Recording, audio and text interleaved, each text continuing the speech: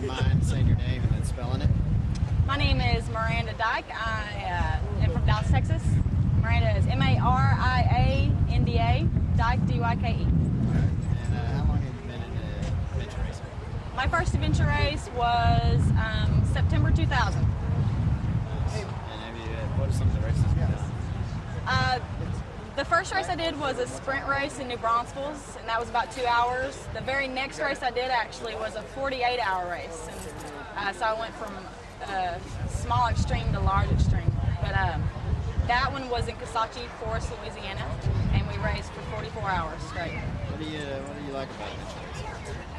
I love the reward.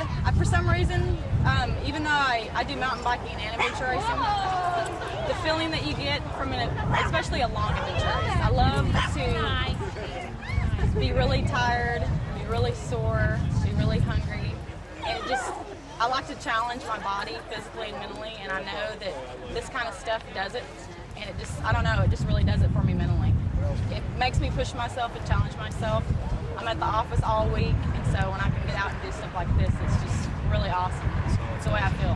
It's rewarding to me mentally, very. Is it like a stress relief?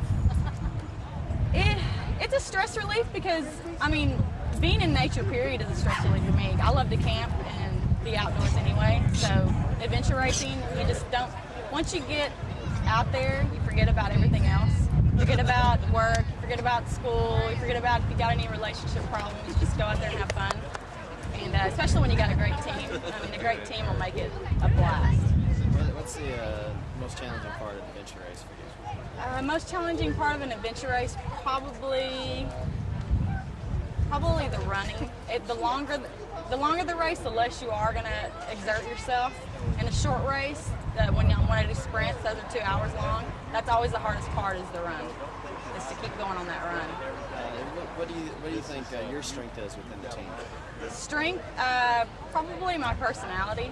I love to race, and I love to have fun while I'm racing, and I'm always communicating and having fun when people are down, because you get that way, believe me. And I like to work with the maps and with the compass, and I'm in my mountain bike season right now, so I'm going to be good on the bike this race, definitely.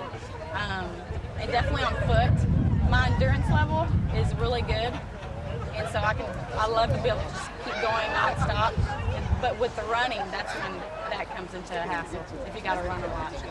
That's when on foot it gets pretty rough. What kind of training do you do?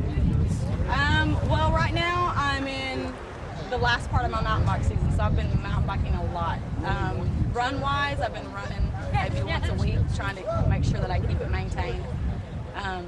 I lift once or twice a week, but mostly mountain biking right now. Yeah.